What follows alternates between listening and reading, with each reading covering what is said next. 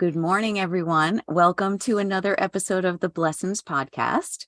I have with me today a beautiful guest, Ray, coming to us all the way from South Korea. I love this woman's style. She is a beautiful mother, an artist, a filmmaker, a visual storyteller, a teacher, and she calls herself on Instagram the interdisciplinarian, which I can relate to this very strongly on so many levels. She is a lot of things, as we all are, and she loves that about herself. Her life and work take place in and about the intersection between education and creativity. Ray is also a phenomenal photographer and storyteller. Check out her gorgeous Instagram grid.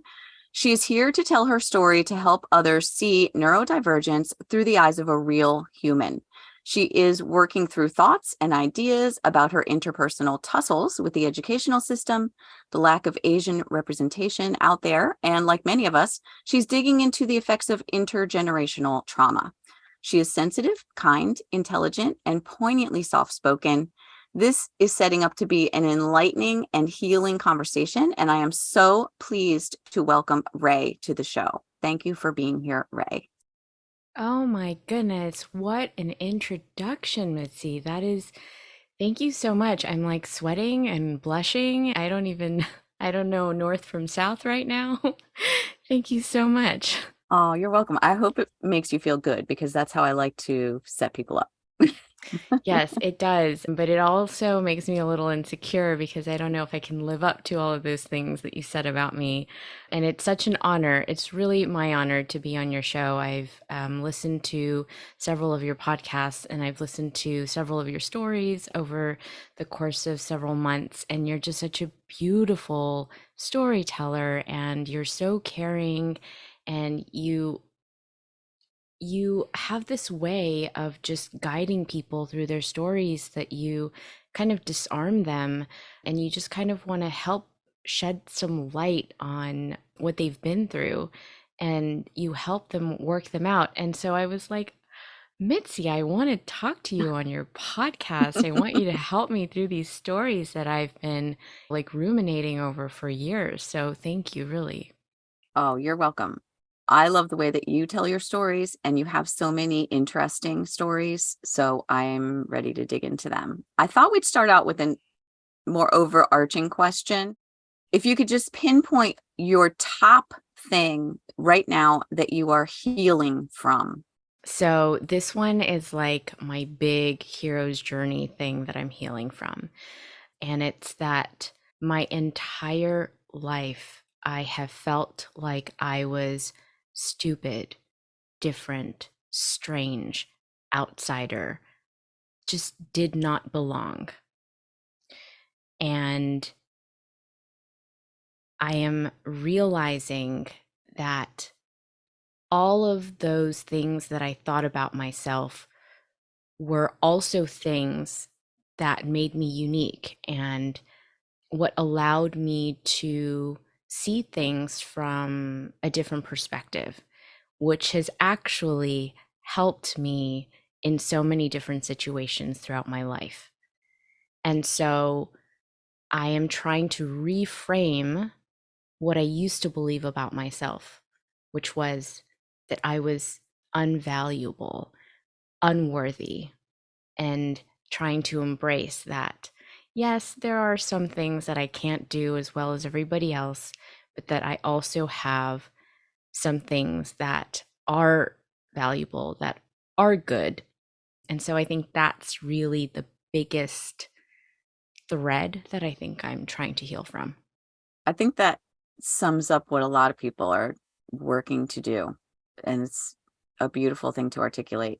If you can go back to the very earliest times of your life, what is the very first thing that you remember, actually remember?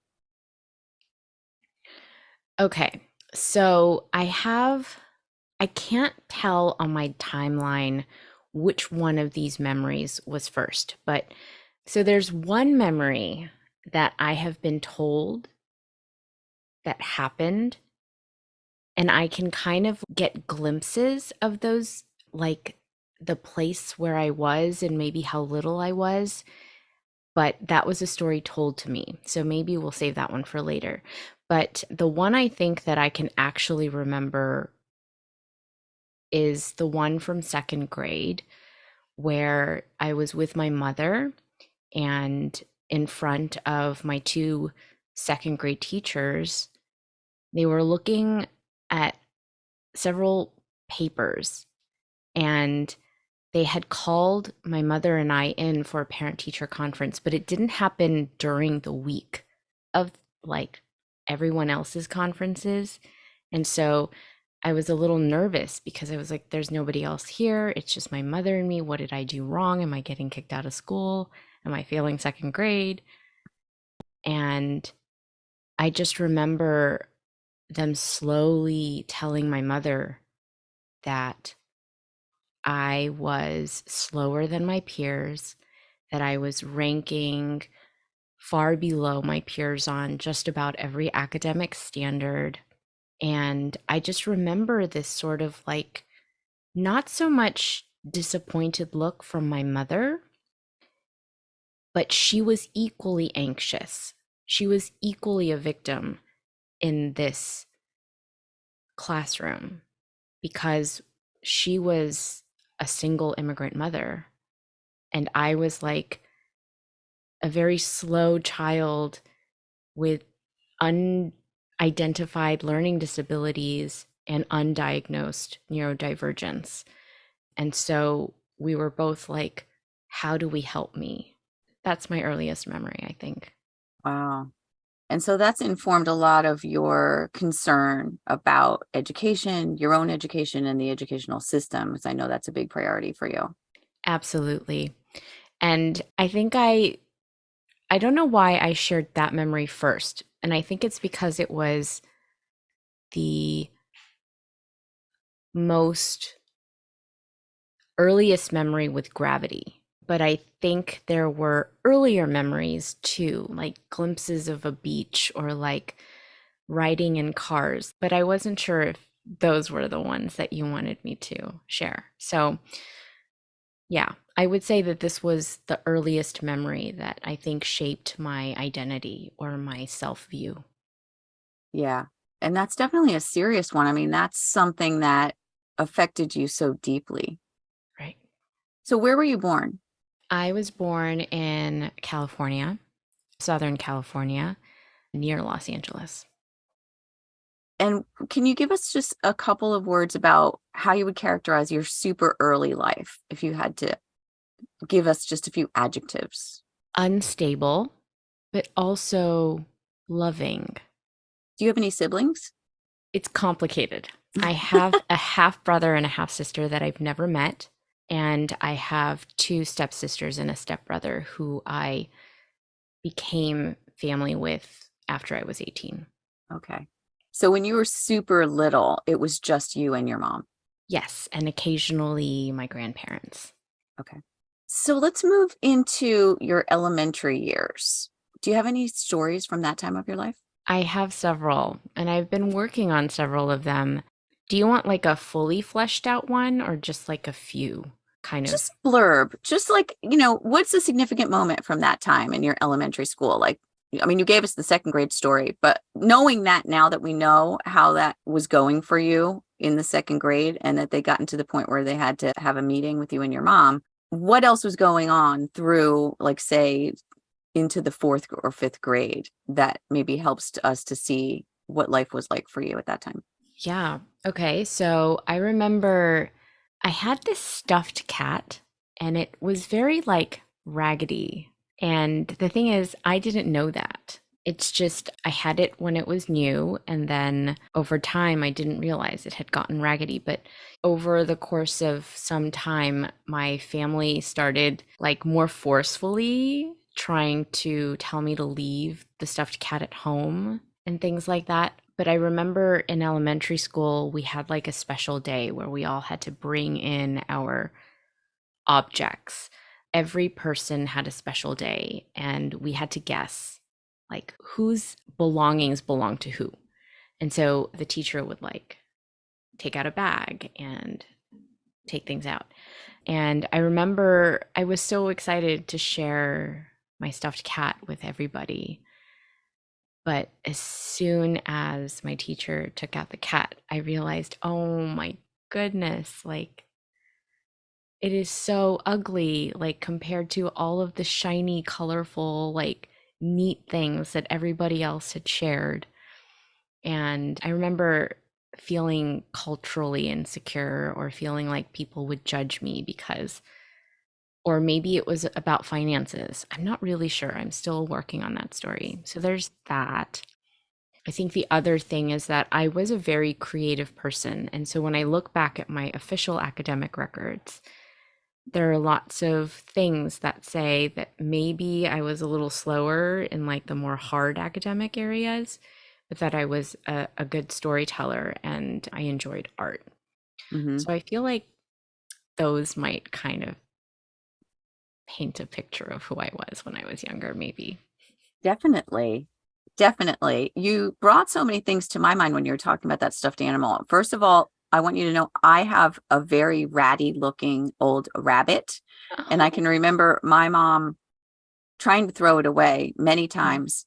And later I went into my parents' attic after my mom had passed away, not too long ago, maybe, I don't know, within the past 10 years. And the rabbit was there in a bag. She had saved it. And I have it now.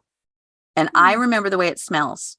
It had a weird smell, and I can remember that smell. That smell just came back to me. So interesting. And then, of course, it reminds me of the Velveteen Rabbit because Right. those stuffed animals that are loved, those are the ones that are real. That was such a brilliant story. I Yeah. know. It One of makes my me cry. favorites. All time. Oh, me too. I can't get through it without crying. Exactly. Oh my gosh. All right. So, what about socially? Did you have friends when you were a little girl? So I did have friends, but I wouldn't like, okay, so when I observed other people, they all had like best friends or people that they always hung out with or that knew everything about their lives or had been everywhere together. I didn't have those kinds of friends, but I did have friends who I would have play dates with. But I don't think there was one person who I remember spending more time with. And I think it was because my friend's mother was quite fond of me for some reason. And and not necessarily because of who I was, but I think she wanted to help my mother in some kind of way. And like, I think she understood like our circumstances. And so she always tried to like culture me in a way. And she would like bring me into Girl Scouts and she would take us camping and took us to watch the Nutcracker. So I think like I don't want to use the word pity because I don't think she did that out of pity, but I think she was very capable of doing these things. And she was just so generous and so big and kind hearted that she thought, I'm already doing these things for my daughter. Why Hmm. don't I do this for her as well? Aw. It's great to So, have someone like yeah. that in your life. What did your mom do for work? Mm. So she had lots of various jobs, but I think her primary title was designer. And so I know that before I was born, she was quite successful in fashion design. Hmm. And she had, so her biggest thing that she says is so when designers are featured or Saks Fifth Avenue would use someone else or bring in a choir, or I'm not really sure what the terminology is, but they would bring in like designers. And my mother always says her name was above Saks Fifth Avenue, or I'm butchering this, but she would say it was her name for Saks Fifth Avenue Hmm. or something along those lines. And so Hmm. that was like a very big proud moment for her. But then after she got divorced, I mean, literally, my biological father left us penniless. And so she just kind of tried to figure out how to build her own name back up. Yeah. So it was mostly design jobs, but then she did other things to make ends meet as well. How old were you when they got divorced? It always boggles my mind because I was not even born before they before my mother realized that my father had been unfaithful. I'm sorry. Me too, but thank you. Do you have a relationship with your father? I met him once when I was a young teenager. And then when I moved to South Korea, I looked him up and I met him several times within a span of a year. But then once I moved back to the United States, he changed his phone number and I lost contact with him. Oh, wow. Yeah.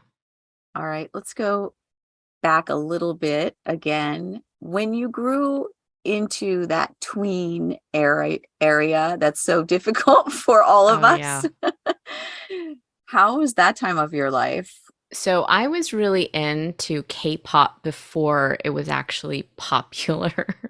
And so I kind of hid that fandom from like my Western peers, but then with like my Korean peers who I had gone to like after school programs with, we geeked out over that.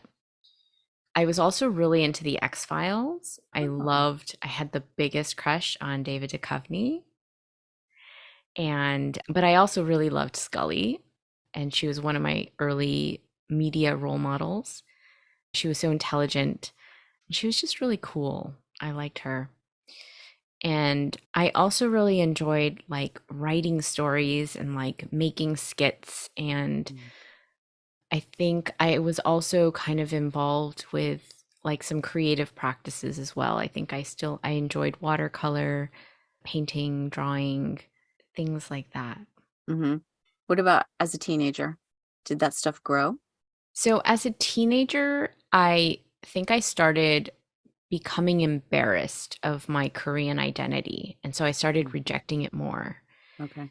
And yeah, I stopped embracing my Korean culture. I even was embarrassed to like go to the Korean grocery store with my mother. So I would always stay home or not go there.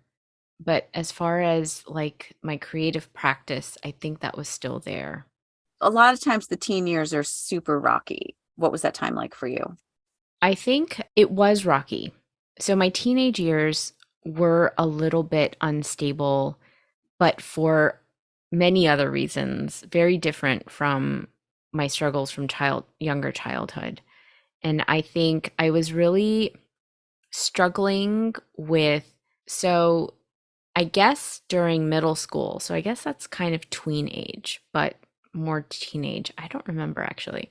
Mhm. But so I remember there was like a really big moment for me that happened where somebody spread a rumor about me. And it wasn't even like oh, I'm gonna spread this rumor over like a weekend and it's gonna be funny. But there was serious like premeditation on this person's part and almost an obsession to make sure that I was socially ostracized for my entire life. Like this was this person's plan. And I just really retreated inward because what happened was this person spread this rumor not just to my circle of friends, but this person literally went around the entire school to people that I didn't even know and would tell them that I did something. And these peers, these classmates would come up to me and they would like curse me out. And they would say, "Oh, I heard you said this thing about me." And I just didn't have the ability to defend myself. I was just so shocked and surprised that all of these people were coming up to me like every day over the span of multiple weeks. And I just remember like this person would also like throw things, like throw like paper balls like at the back of my head in like classes. This person would also, I don't know why I would agree to this, but I remember like this person would borrow some of my clothing items and like Mm, never give them back. And then also they would give them to their family members. So then their family members would be wearing my clothing. And it was just, this person made my life miserable for a really, really long time. And so I think that really kind of helped me retreat more into my own world and really think about what my imagination, like I found a lot of safety in my own imagination. mm. So you were seriously bullied by somebody who you thought was a friend. Correct. Mm, I'm sorry. Thank you. Yeah. And that did that continue in through high school? It did. It did. I want to say that this person has never actually left my mind, my head. And this person continues to bully me now in my head, or at Wow. least in my imagination. Yeah. Well, what do you think that's trying to teach you? Mm. So, this is a great question. And it's something that I have thought about every year. And I've never come to like a definitive answer. Mm, But I think that after many, many years of therapy, very expensive therapy, I have realized that the biggest lesson that I've taken away from this entire experience is that, you know, that saying that hurt people hurt people? yes. And it has really allowed me to empathize with this person because I don't think this person was well. And I don't think this person had the attention they needed. I don't think this person had healthy relationships modeled for them. I don't think this person was ever told that they could become something great. And I feel like the biggest lesson that I've taken away from that is because this person inflicted that sort of pain onto me, and I'm slowly overcoming that and healing from that, I'm having empathy for both myself and for this person. Hmm. And I'm also seeing that, like, in our age of social media and just everybody attacking people, I see those relationships. I see that relationship pattern and I see how hurt someone actually is. And so it's telling me, like, remember this person when you're interacting with someone who disagrees with you.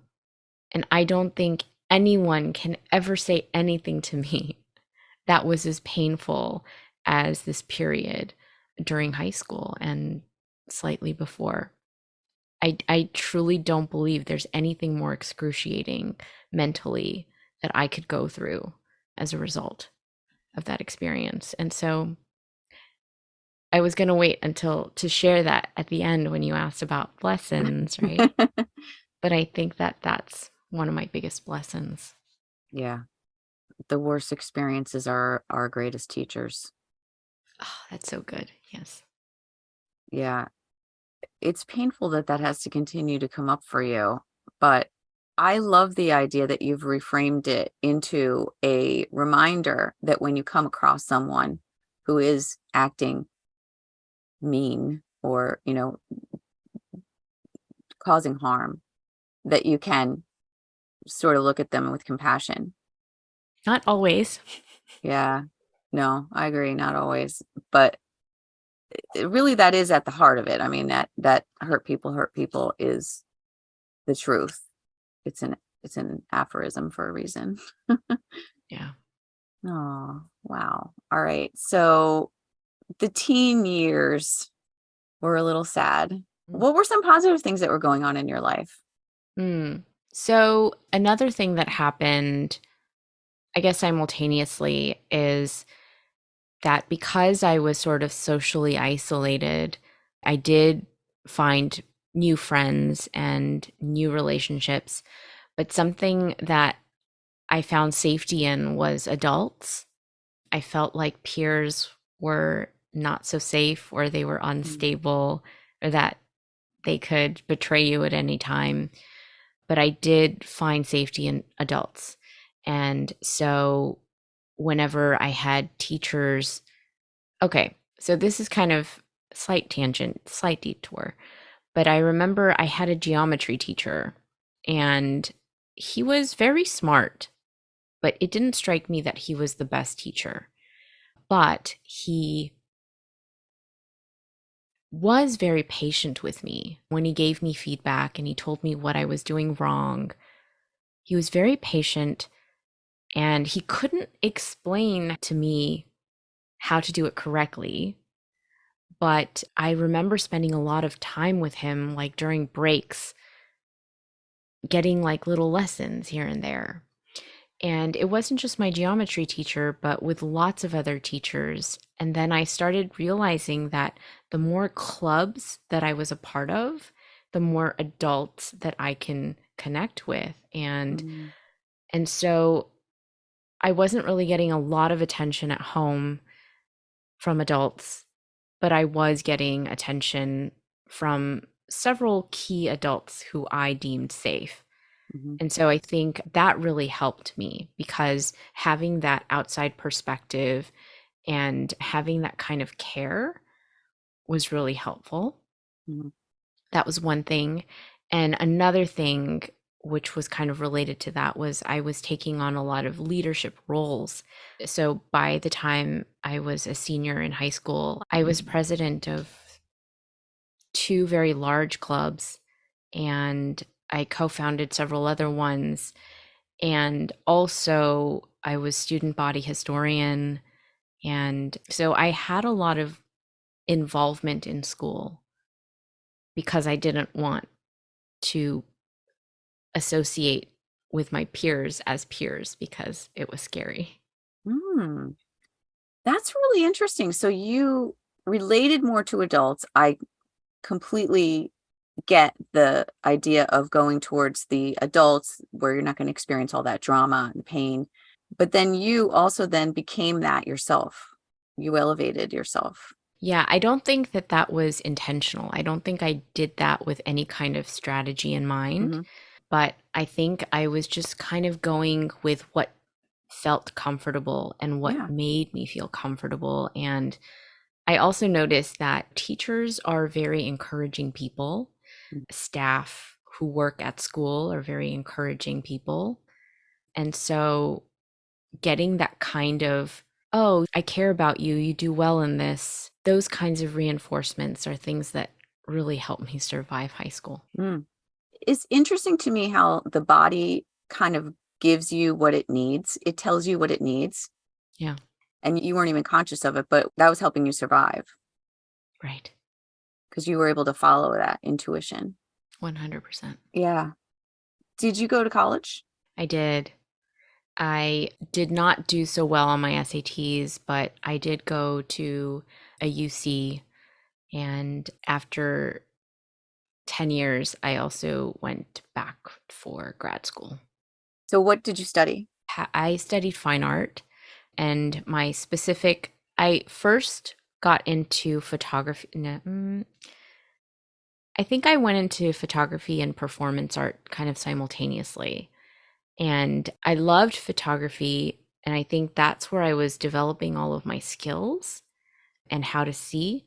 But I think the performance art classes were what allowed me to output, I guess, the thoughts that I was having and the ideas that I had. Mhm.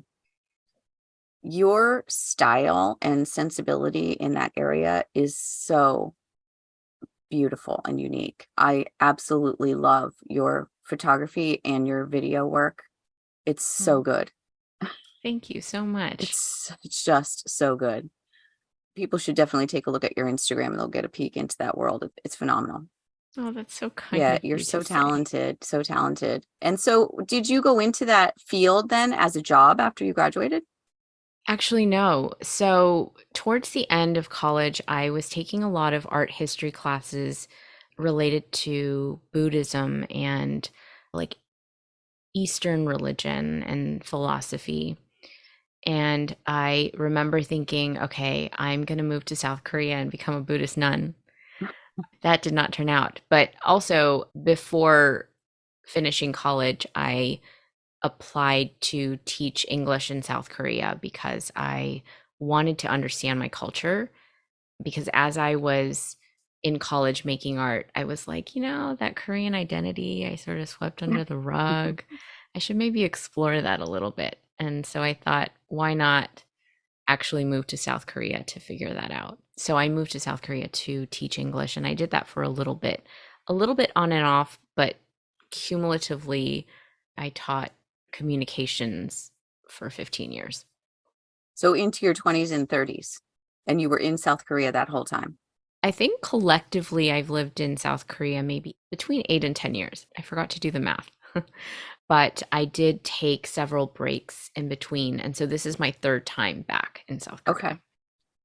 interesting. And so, you always fluent in the South Korean language from the time you were little? I wouldn't say fluent, but Korean was my first language. Okay. But emotionally, I think physically, I can't, by that, I mean, I can't really talk about politics or like philosophy in Korean, but I Mm. can like say things like, oh, I feel sad. I think, or I don't know, but I still can't read or write it very well. And I don't speak to anybody in Korean. I sometimes speak to my husband in Korean, and I do listen to my mother when she speaks to me in Korean, but I usually prefer to speak English back. Do a lot of people speak English in South Korea? So I'm not sure how many of my former students are going to hear this, but I've always lied and I said that I don't speak any Korean so that I would kind of encourage them to speak English because that was what they were learning. And also, all of the institutions for which I worked for also encouraged me to not share that I spoke any Korean, especially since I had a Korean face. And so I think lots of people do speak English here, at least the people that I'm affiliated with, because I was always their teacher or a colleague. Okay. Yeah. And what about the story of how you met your husband? Mm. So I met him actually probably the reason why I didn't become a Buddhist nun was because I met my husband. And we met that first year during our orientation because it was a government funded program. So we met during orientation and he was just so kind. Can I share a story about him? Please.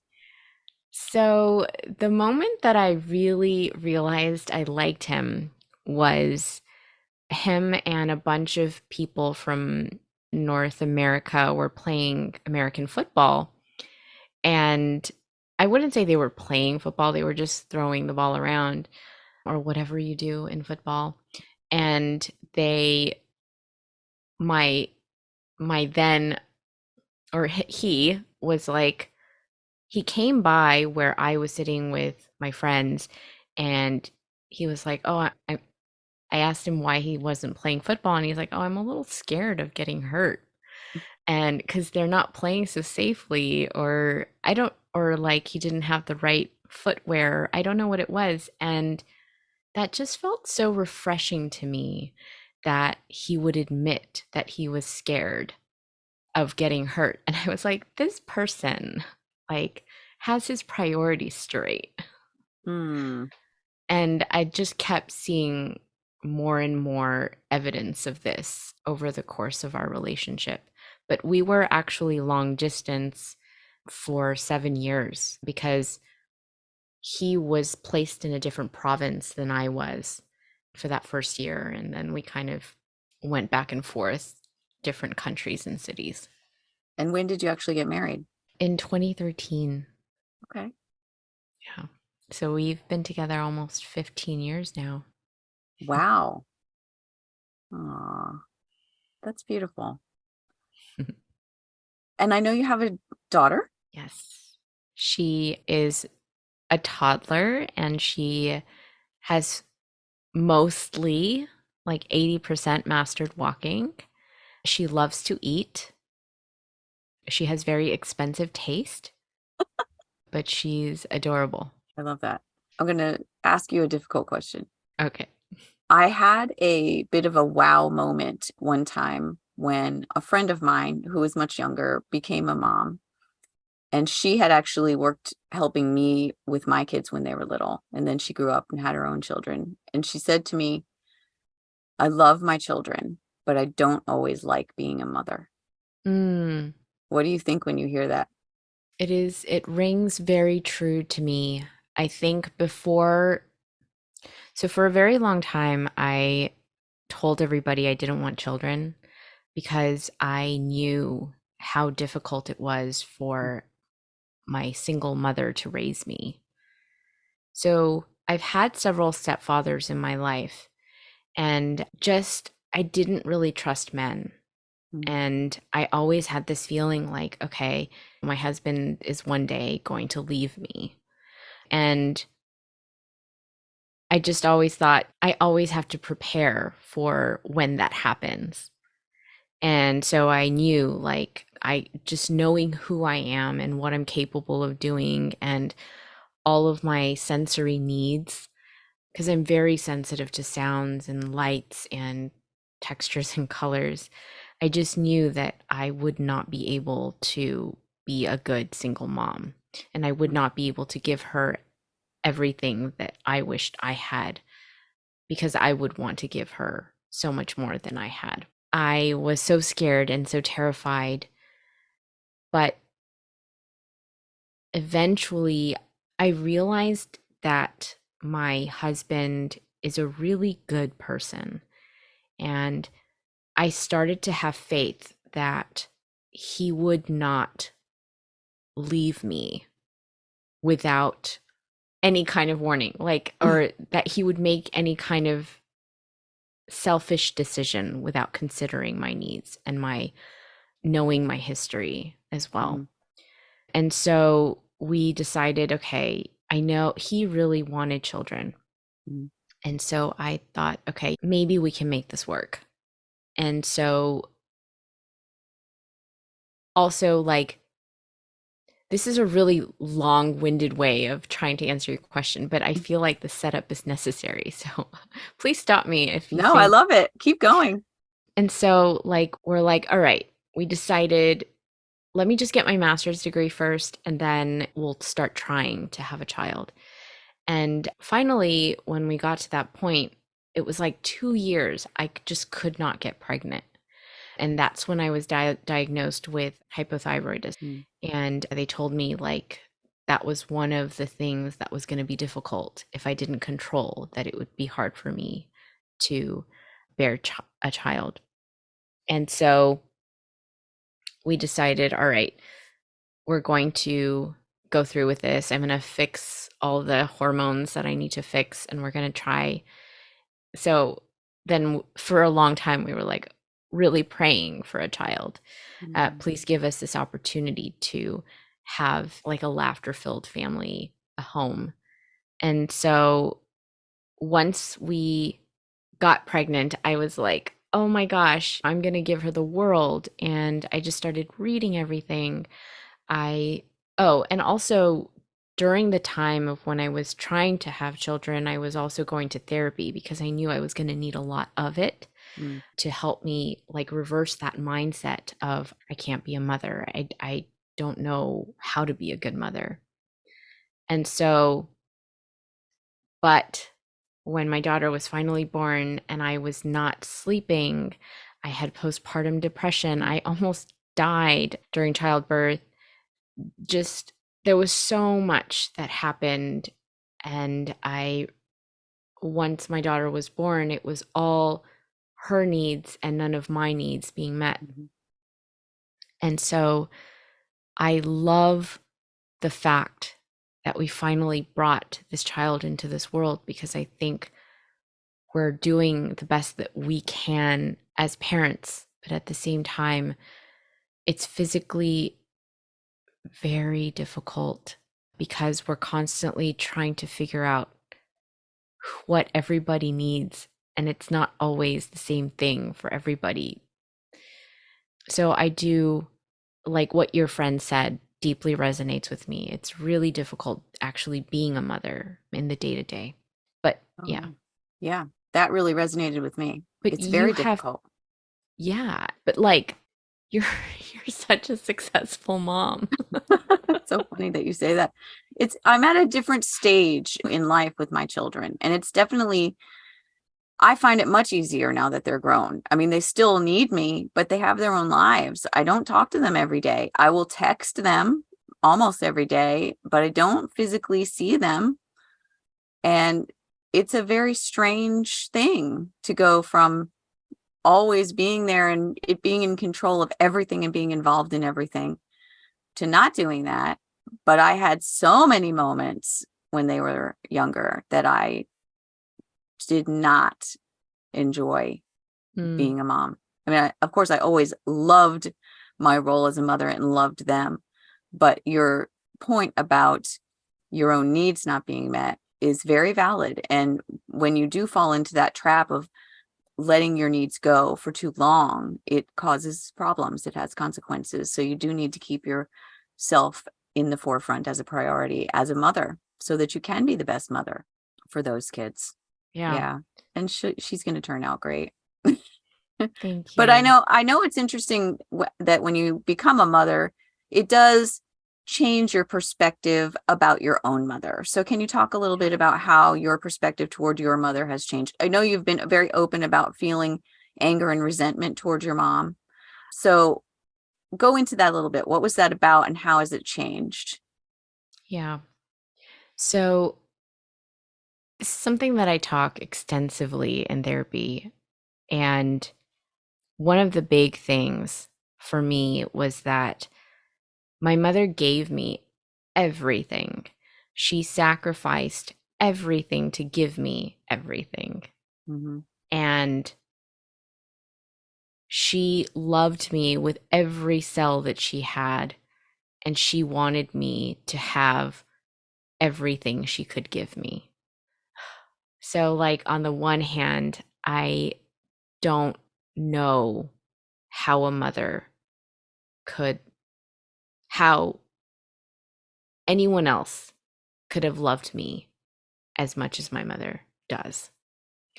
And two things are true at the same time, because on the other hand, when I look at other people and what they had, the the decisions that their parents had or made for them, the plans that their mothers had for their children, the time they were able to dedicate to their children in academics or health or mental health.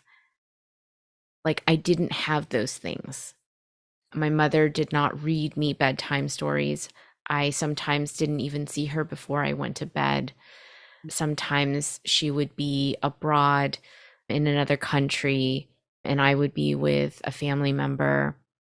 And so I know she did all of those things for us and for me, but I didn't get what I felt like I needed from my mother, that a lot of my well-adjusted peers, they did get from their parents or their mothers. And so there's like a little bit of anger and resentment, like, I know you were busy making sure we had food and shelter and all of those things, but why didn't I also get to have more of your attention? Mm-hmm. And so grappling with those two things has been really hard because, like, when you're feeling this, then how feeling this is a contradiction. But, like as humans, so many things are true simultaneously. And so, like, Mhm. learning how to balance those things was really difficult. And so now that I'm a mom, I'm kind of like, ugh, my mother loved me so much that she sacrificed everything to give me the world. And so the gratitude is very big. It gets larger every day. Mm. And as that grows, I feel like the release of the anger and resentment also becomes lighter. Mhm. And so I think when we're looking at it from a transformation perspective, I don't know if I would have gotten to this point if I hadn't become a mother myself. Mm. Yeah, it was like the combination of that and something else you said that the anger and resentment were a mirror. I saw that in one of your stories or one of your posts. And that made me think quite a bit about my own mother's story. I think we all Mm, have a mother wound. I mean, some are bigger than others because our whole going over the experience with our parents and our parenting, our mothers and fathers, whether they're there or not there for us, there's always something to grapple with there. And I remember my mother died when I was young in my early 30s and I had mm, little kids and I was so angry with her for dying when I needed her the most. I was just starting to have my kids. She loved my kids. She was such a good grandmother and she was such a great mom. And she was orphaned, my mother, when she was a yeah. little girl.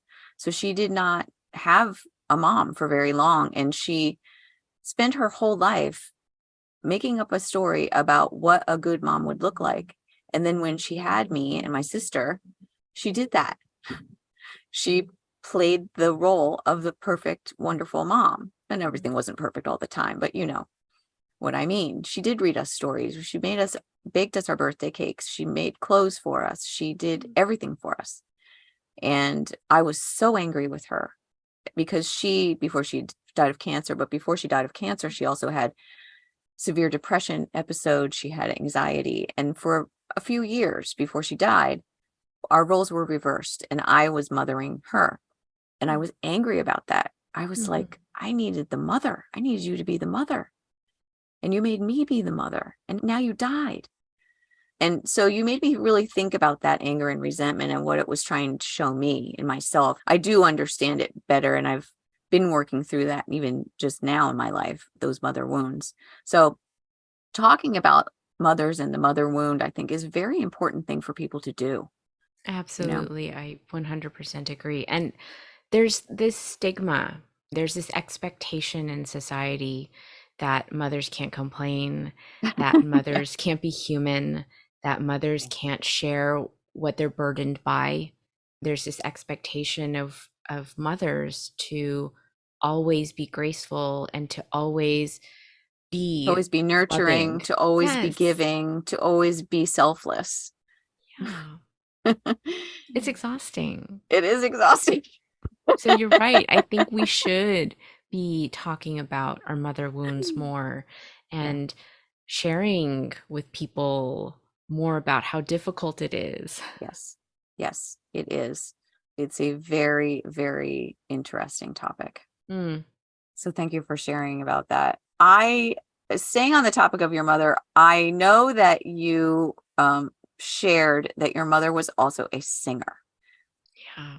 And so you have a story on your Instagram, which I'm going to direct people to that to hear this really interesting story about your mother as a singer. It's a good one, but I'll just give the gist of it. You talked about the story where your mother was a famous singer and songwriter, I believe, also, right, in South Korea. And she entered you into a singing contest when you were young, and it didn't turn out so great. When you opened your mouth to sing, it wasn't received well, and there was some laughter and sort of making fun of you. And there was something you said in Korean that people said about this thing that can you talk about that a little bit? What was that thing they said about you? Yeah. So in Korean, they say 음치구나, which means, oh, she's tone deaf. And so I think like that was one sort of other message that I got from society, that I wasn't good in something that I was supposed to be in because I'm my mother's daughter. Why don't I have this skill? But yeah, I remember being very embarrassed. It was a family singing competition, and I just have very fond memories of before that and after, actually, of my mother. I was very proud of my mom, and I still am very proud of her in that she was able to exercise her voice, and she was able to use her voice to express her disillusionment with society or with what the South Korean government was doing during that time. And I think that's something that I'm very proud of and that I feel like is part of my legacy, which is why I'm progressively trying to muster up the courage to vocalize what I feel like is wrong with society. Mm. So that's, I think, a really big strength that I draw from my mother.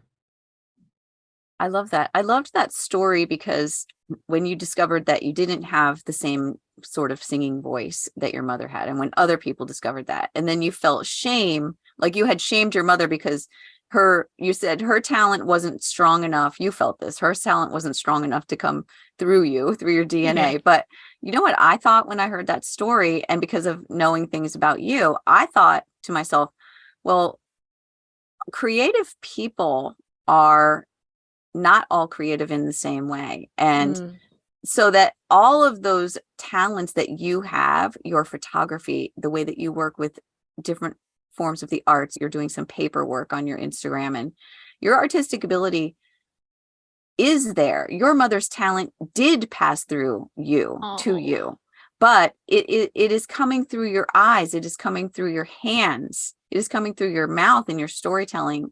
And it is not, maybe not coming through your throat in the same way, but it's coming through you mm, in all those other ways.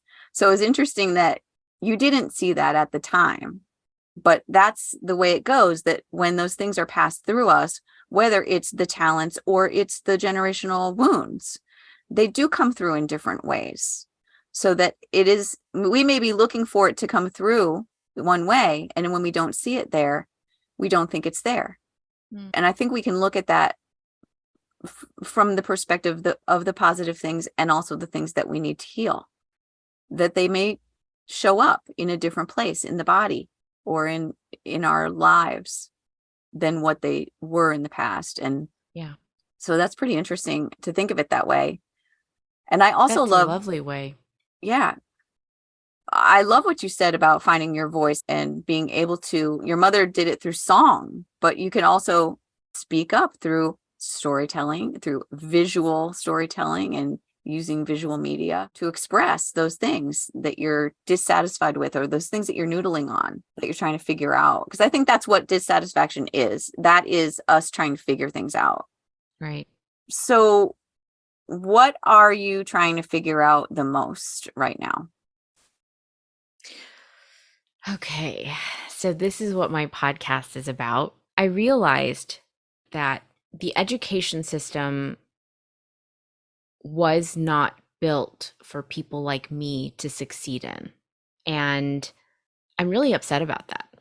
So you mean people who have a different way of thinking than what the traditional delivery is in the classroom? Right. So I think school is very much about, well, it's about a lot of things, but I think one of them is to make sure that everybody who comes out of the system goes and helps make the economy run smoothly. And it's right. So everything is done in a way where they're like, okay, we're going to need these people in the economy. So we need to know how to get them to go there. And we need all of these other people in the economy. So how do we get them to go here? and or we'll forget about the rest of them and they could do whatever they want, or they could do all these things that society doesn't want to do. And so you're right in that my issue with the education system was that they prioritized or the way that they defined intelligence or academic Mm, excellence was through people who could have verbal reasoning skills or have mathematical logical reasoning skills, and those, like on the SATs, right, are the mhm, two things that they measure. And so I think the big thing that I'm struggling with is, how do we redefine the metrics we use for success?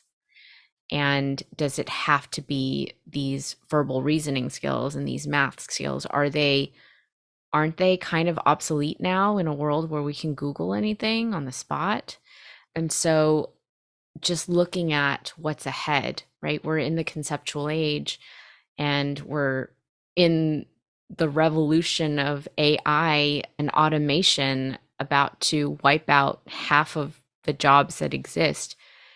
And so, why are we still running the system as if the skills that we're teaching them are still relevant? Because they're not. mm, So, I think that's what I'm struggling with the most, but it's deeply tied into like my earlier and still dominating, I guess, narratives of my inferiority, my intellectual inferiority. And I now know that those are not inferiorities. It's just, right. have you heard that quote? I'm going to butcher it. It's by Einstein. If you Oh, the judge, fish. yes, if you judge a fish by its ability to climb a tree, it's going to spend its whole life thinking Believing it's that it's stupid. stupid.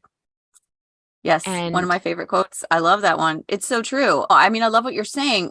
I've had many experiences. I mean, I've been in education myself. I've had experiences with my children.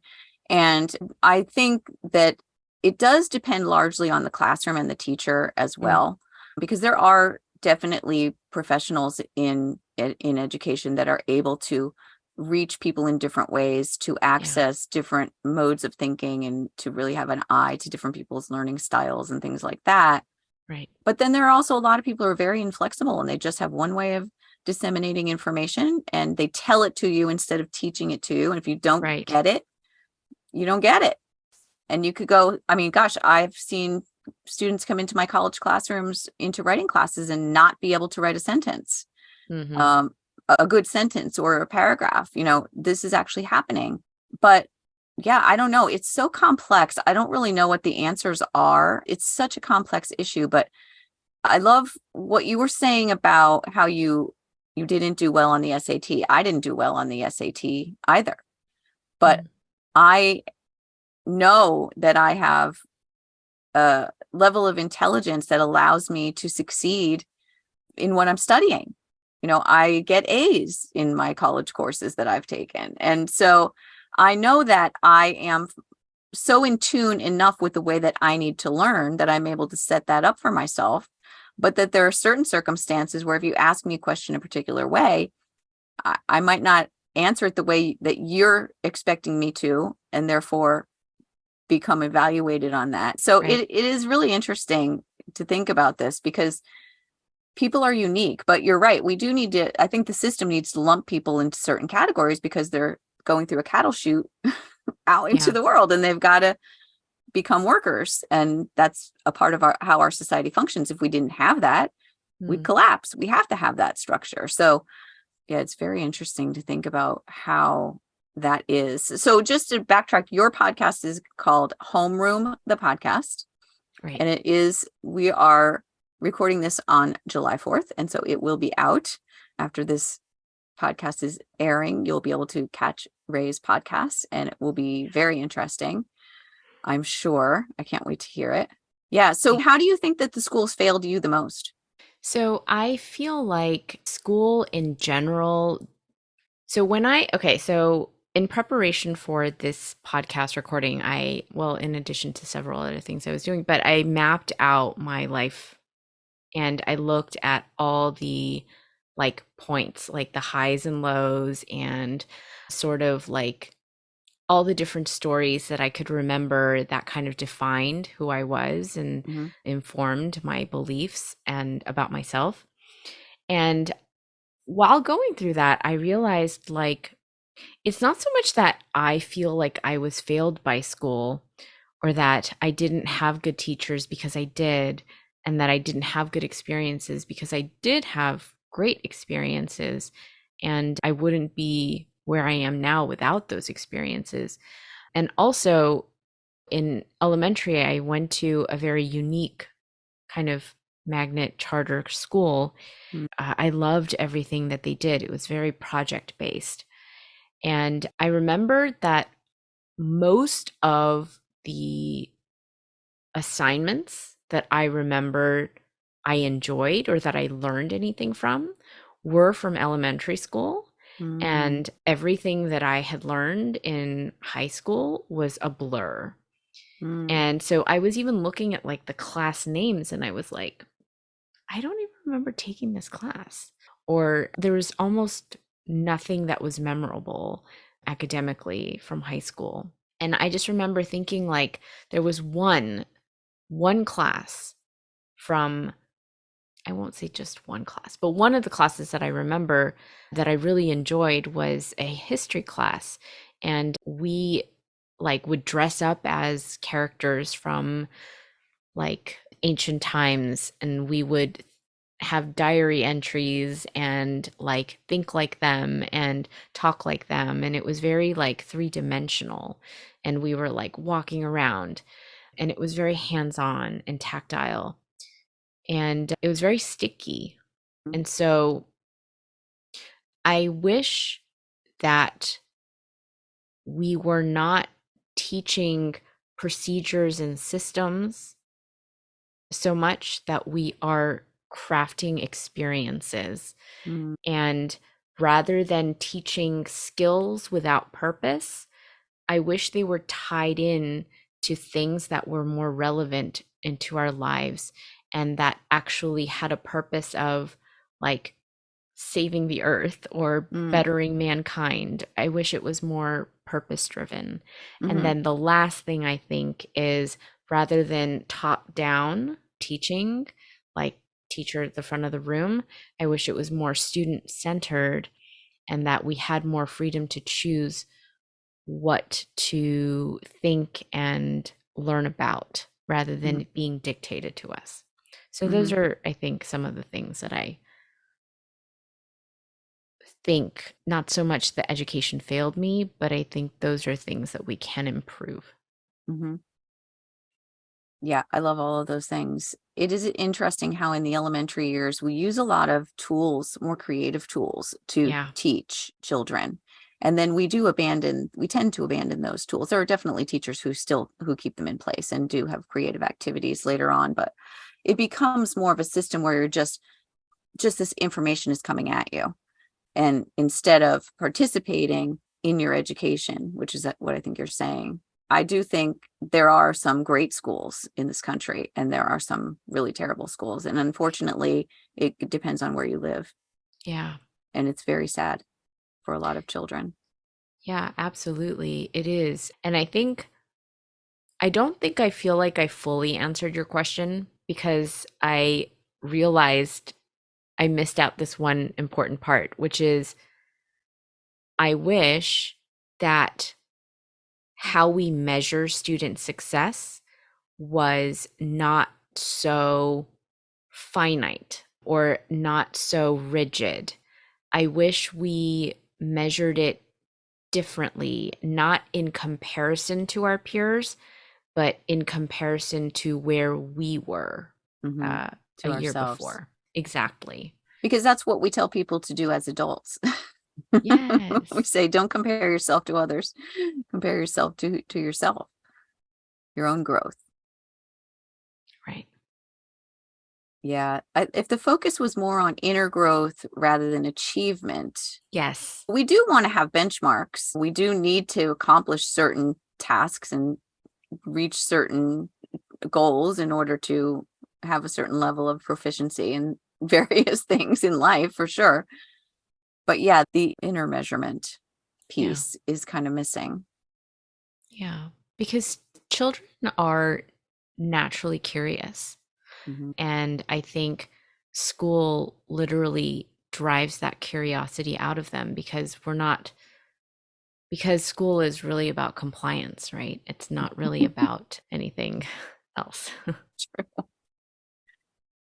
Yeah, I mean, there are certain practical things they have to do in school, but it ties into a whole other discussion because behavior in the Yeah. classroom and classroom management is really a big deal. Like you have to have an environment where children can learn. And more we hear about disruptions and things that go on in the classroom which inhibit that learning and sully the learning environment. If we could just all be there to learn and be serious about it, or maybe part of that is making it something enjoyable, making the Yes. experience enjoyable, as you said, making it meaningful. Um, Meaningful. Yes. how do we make it meaningful for children Mm, so that they are actively participating? right. I don't know. It's a super interesting thing to talk about. And yeah, maybe we'll build a school one day, figure it out. Absolutely. And I know you're working on, I guess, your own ideas for how to bring people together in communities. So I guess Yes, you're working on that too. I have some ideas about that as well. I do think it's a whole community kind of thing. If you just take the child isolated in the classroom, it isn't going to really do the trick Right. to solving the whole problem. That we do need to think about setting a child up for their learning experience, their Mhm. lifetime of learning experiences. And that's something that might have to include the family as well. Yes. It's a cultural problem that we have, I think, here in America. And it's a big one. I Yeah. don't see it being easily resolved. Yeah. Around the world as well, I think. And South Korea is just, it's such a cutthroat, competitive environment. So I think many countries, I think, can use some sort of revolution. Mm, we shall see what the Yeah, future holds. I don't know, scares me, but we'll it does. see. Yes, it's scary because it's so uncertain. It is uncertain. It is uncertain.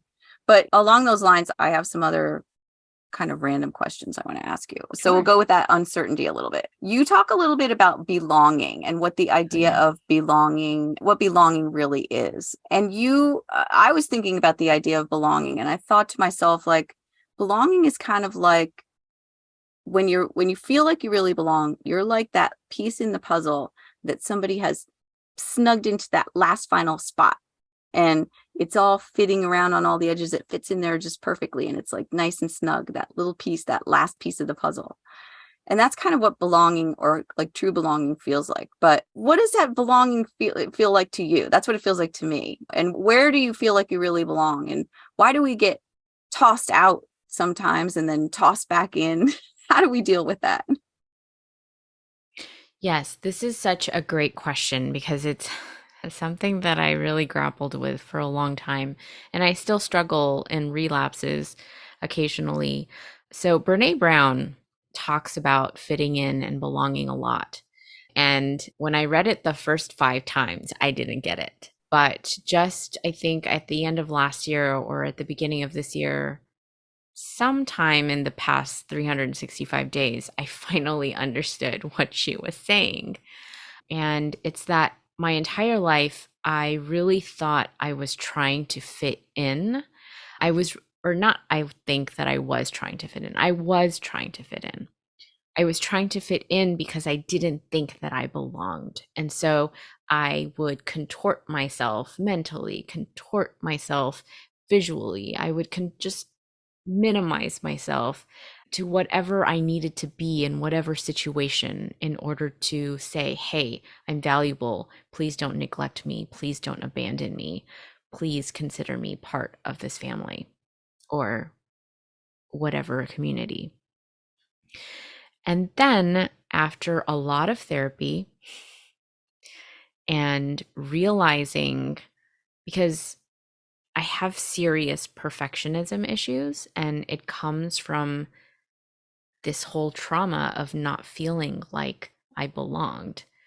And so I always thought, okay, if I just get this perfectly, then people will have no reason to toss me aside. Mm, But I found more and more again that that was true, but I was also starting to realize that people were taking advantage mm, of the fact that I tried so hard and for very little return. mhm, And so I realized that this was unsustainable. I was burning out. I hated myself because I was literally erasing myself and not asserting what my needs were.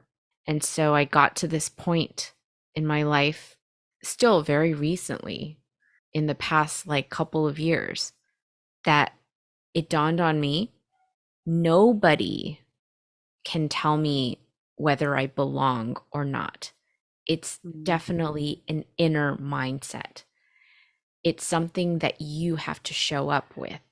It's something that you have to grow within yourself and show other people how to treat you. yeah.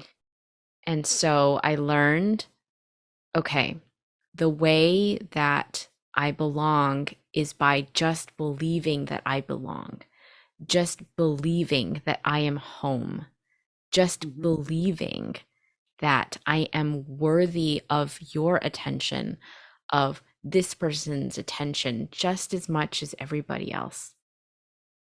And that's when I started saying, hey, this person didn't invite me, but they invited these other people. That means I belong here too. Or this person asked for opinions from this group of people, but they didn't ask it from me. Well, there's nothing different from me and these group of people. I'm going to assert my opinion here as well. mhm, And I just started opening myself up. I started not wearing makeup. I started just wearing comfortable clothes. I just started being who I naturally am and not changing anything. And I realized, hey, I'm getting a little comfortable just being fully who I am. And that's when I started realizing I actually belong because I started to believe it. yeah.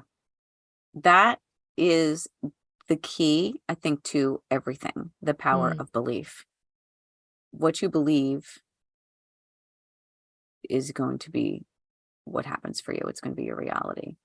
You believe you can heal if you believe that you are confident, if you believe that you are afraid, if you believe that you are lost, mm, then those are the things that will be present in your life. But you have to believe the things that you want to be true.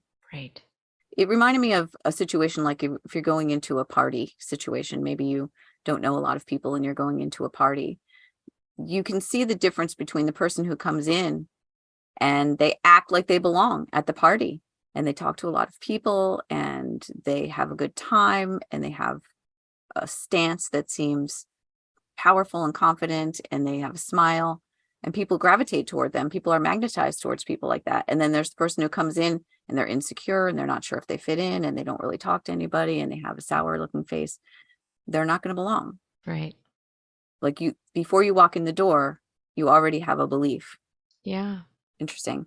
You mentioned the word home, and this is another something I wanted to talk to you about. I think about the meaning of the word home a lot. In Mm, fact, it's a word that I don't use easily. mm, I think to myself, all right, we say things callously like, okay, I'll call you when I get home, or let me know when you get home, get home safely, things like that. We use that word a lot. But the idea of a home is something much deeper than that. I have a family home that I grew up in. My father still lives there. And my children do not have a family home because I'm divorced and we sold the home where they grew up. mm. And they'll always have a home at my home and at my ex-husband's home and at their homes that they're making, but it's not their family home, their home. Right. So what is home to you and how do you think of it? Such a great question, Mitzi. And it's something that I among many other things that we talked about today, is something that I've been thinking about for a very long time, especially since when I was younger, we moved like every other year. So when I was younger, I thought home was like a physical place where you could return to or where you had fond memories of, like a physical place where you can keep all of the things that belong to you.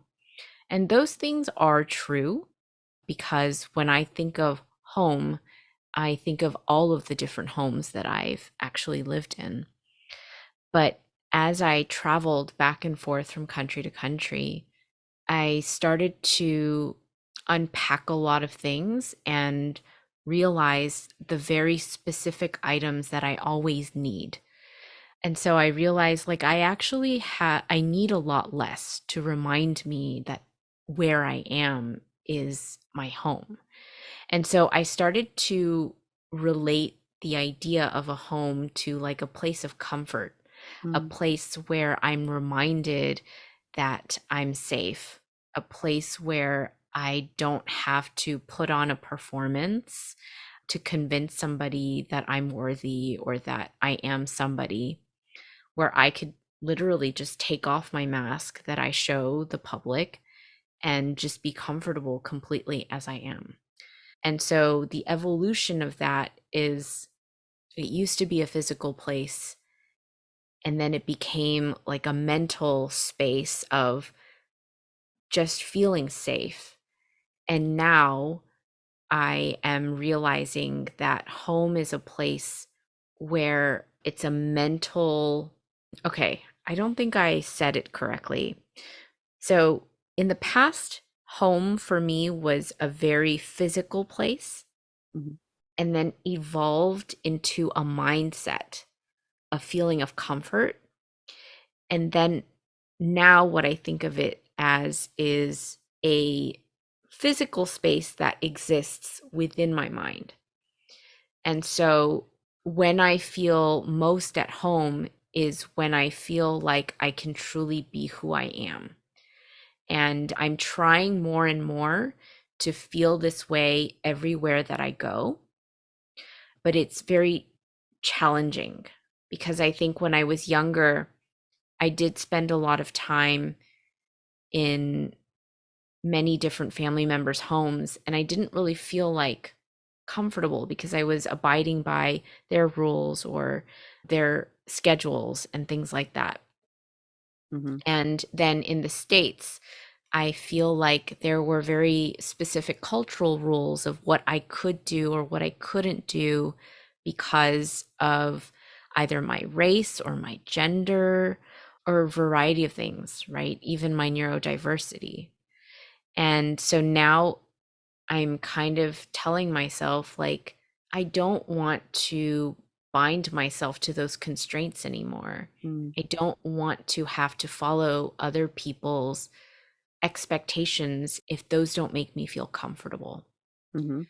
So it's really just a state of mind that I carry with me. I don't know if that answers your Oh question. yeah, definitely. I think a lot of us want to connect home to a physical place, but it Yeah, really is a state of mind. It's about what you're feeling when you're in that place. And that right, if you don't have that physical place, you have to learn to cultivate that state of mind and be able to achieve that in the inner world. Again, back to the right. inner world, right? It's all kind of about that. All right, just a couple of fun questions because I have a good one. So, this is a common question, but I love the answer to it. So, if you're going to have a fantasy dinner table, I know you've Mm. talked about your fantasy family, but I like the fantasy dinner table because it's temporary. They're not around forever. So, who would be at your fantasy dinner table if you just have one night and a few bottles of really good champagne? Who would be there?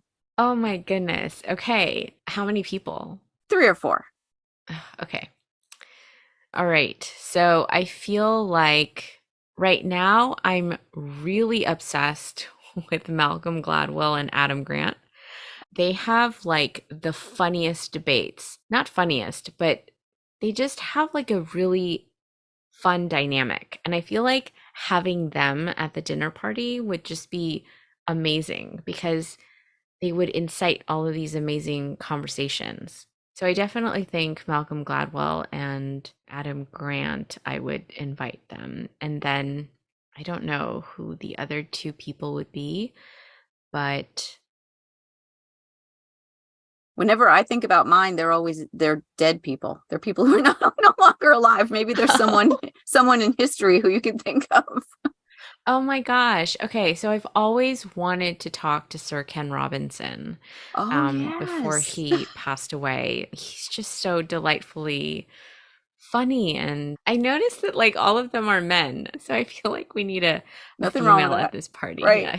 But I don't know. Like, so now I'm thinking like who would be a good fit for those three people that we've already invited to the dinner party? I don't know.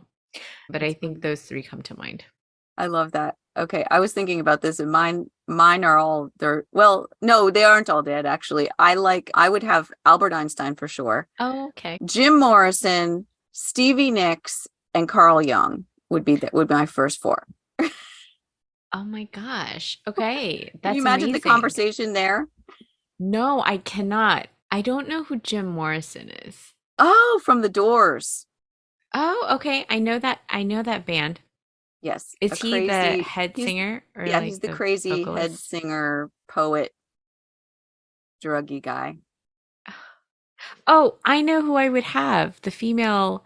So Sarah Kay, she's a poet. She did a TED Talk. I went to go see her in New York because I think she's brilliant with words. She's Ooh, an amazing poet.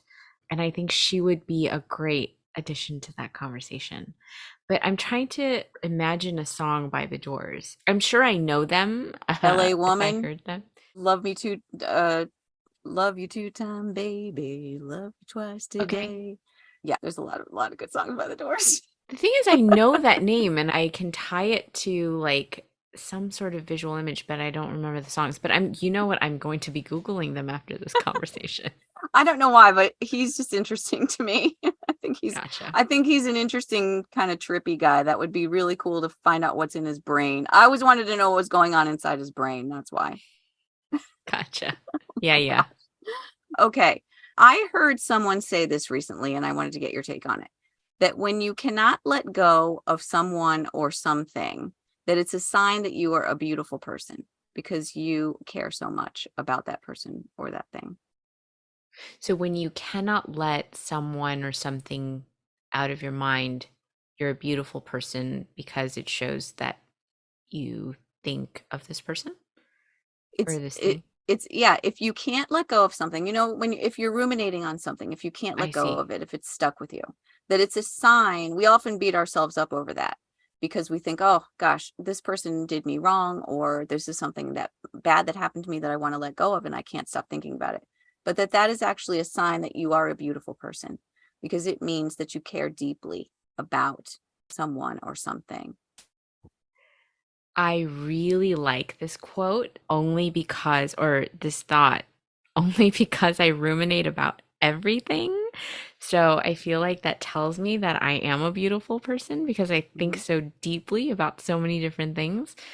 But whether I agree with it or not, I would Yeah. have to think about it. I don't know that I agree with it because, so the image that comes to mind is of a clam and a pearl, right? Like when there is a pearl inside the clam, it literally pains the clam. Like it Mhm. is a very painful process. And so, them culturing this pearl, like, yes, there's this beautiful thing that emerges, but it's actually like a tumor in a way, right? It's deeply Yeah. painful for them. And so, I'm just thinking, like, the thing that emerges is beautiful, I think, maybe. Like, I feel like even like if we look at lots of different artworks in history, so many of those come from really deep emotions and hardships and experiences. And so I think the outputs are really beautiful. And then I think you're right in a way, like when I hear like Adele or right? She sings some of those songs that she's written. They're so beautiful. The songs are beautiful themselves. And then when I look at like the artist, I have this awe for them because they were able to carry that and channel it into something so beautiful and profound. Okay, maybe I do agree with that. Well, maybe the beautiful thing that comes out of that is the lesson. Yeah, Because eventually you do have to let go of the person, and it is hard that's to true. do, but or the thing or the circumstance, but you're getting something, you're getting the pearl, that pearl of wisdom from it. Mm.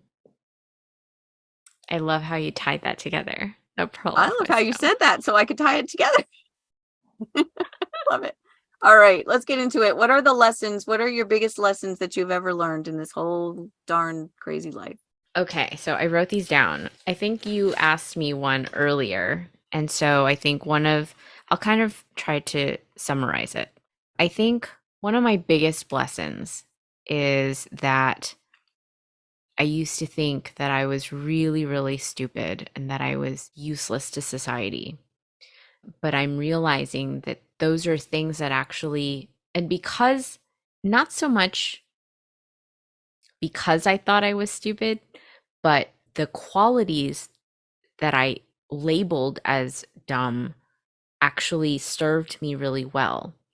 And I think one of the things that I say is what makes me a good educator is that when I prepare for classes or when I'm developing curriculum, I have asked all of the stupid questions because it takes me so long to understand difficult materials, things that are dense. It takes me such a long time to digest them and process them. But once I do, I know them really well.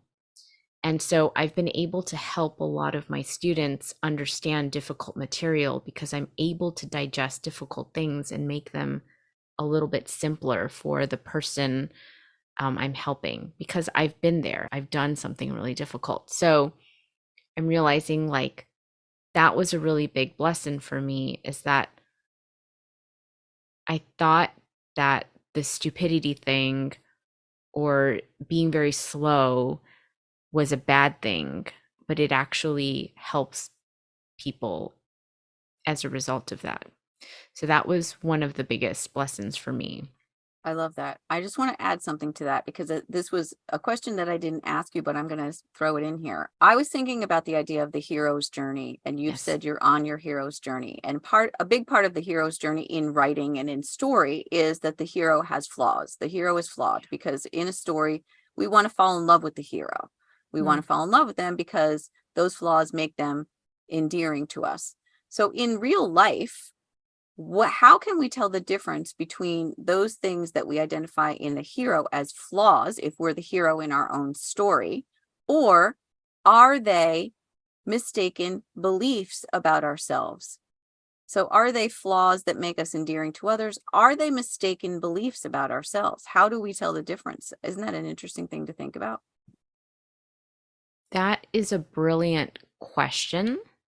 And I'm having a hard time wrapping my head around it, but I want to say, like, instinctively that it's both Yeah, because I think the flaws that make us relatable, we might be wrong about them. yeah, And so, because we always ask ourselves the same questions. Am I stupid? Am I ugly? Am I weird? You know, people wonder this about themselves, that these are common things that people contemplate. And so, yeah, I think about that idea that we are perfectly imperfect. mhm, Everyone is. And those things, although they are real, they can also at the same time be mistaken beliefs. yes. And I think it's one of those things that, like, are true simultaneously. Yes, definitely. Yeah. Yeah, And they're also the things that help us to learn the lessons we need to learn. beautifully said. Yes, I love it. All right. 100%. Lesson number 2. Lesson number two. Okay. So I'm not sure if these are all like the biggest lessons, but when I did the exercise of like going through my life story, these are the ones that emerged. So the second one is there was a point during sixth grade that one of my teachers would refuse to call me by the name that I requested her to call me by, which was my middle name, Diane. And I really disliked my teacher because she would call me with the wrong pronunciation of my legal name, which is actually a romanization of a Chinese name. And I hated her for it because it was so embarrassing that she would call me by a name that people would make fun of. Hmm. But when I thought about it,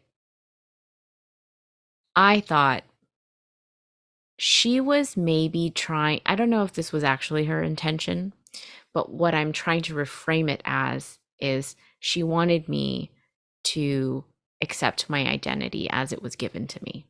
Um, that's a beautiful reframe. Thank you. And so I think I'm starting to, because I'm trying to like purge all the anger and hatred from my body because that's what's, and so these are the ways that I'm like Yeah. releasing them and reframing them to make them attack my body less. And it's a perfect example of how people can rewrite their stories. Mm, yeah. It's all about the story you tell yourself about a particular situation. You could rewrite that at any time. And the meaning Yeah. is only what it means to you. Yes, exactly. Because that's all that matters, right? Because you're Right. the only one who is carrying that story in your Right. Because body. nobody else in that classroom, including the teacher, remembers that at all. Exactly. My therapist likes to remind me of that, of a lot of things. She's like, you're the only I'm one gonna I'm thinking gonna about use that in my own life. That's a great way of thinking about it. Nobody else even cares. They've all moved way past it. In fact, they didn't even think of it past that afternoon, probably. exactly. Oh, but that's what makes you a beautiful person because you care. See? Oh, thank you, Mitzi. So, are there any other lessons that you wanted to share? I think I already shared this one too, but just to summarize it, that huge rumor that started my inward retreat towards myself and second guessing everything and wreaking havoc in my entire mental life, social life, everything. It has made me so much more empathetic, has made me think 17 times before I speak, which has made me very intentional and very deliberate about what I say and how I say it. And also, I now know that I can never experience anything worse Mm, socially ever again, because that was literally the most painful thing I've ever dealt with. yeah. Uh, it's sad. I'm sorry you had to go through that. But I hope that you don't let it stifle your spontaneity. Yeah, I'm hoping that eventually, once I get through this like processing of, I still am still processing it, but I am going to accept what you just said as my next goal. Thank you so much, Mitzi. Oh, you're welcome. Are there any blessings you want to share? What things are you grateful for? I am so grateful for my husband, who is just a really good person. Not just a good man, but just a very good person. And I'm so grateful for him, and I'm so grateful for my family, my daughter. And this is slightly a tangent, but I'm recognizing that I had so much gratitude for my mother that I felt unworthy of receiving everything that she gave me, which is what I think turned into the anger and resentment, is because I Mm, didn't think I deserved all of that. mm, And so I think my next step, and I'm kind of going through it now, is to accept that I did deserve all of my mother's love and that I was worthy enough for all of that. And so hopefully that will be the second part to help me purge that resentment and anger too. Yeah. It's always about the self. It always goes back to the self. Whenever you're looking to something external, you've got to turn the mirror back and figure out what is the internal connection, because there is always there's something there. Yeah. Wow. Well, this has been such a beautiful conversation. Final question, answer in one word. First thing that comes to mind, what's the most important thing? Love. That's my favorite answer. What about for you? Love. Yes, 100%. Yes. Mitzi, thank you so much for this delightful conversation. And thank you so much for letting me share my stories and for listening to them and sharing your perspectives and your questions. They've been so helpful, very meaningful. Thank you. Thank you. I appreciate your willingness to be so open, because the very best conversations that I have with people are the ones that go deep. You can always tell when someone is holding back, when there's a boundary, and you have allowed us to see right through all of your invisible walls. And so I appreciate that very much. Thank you.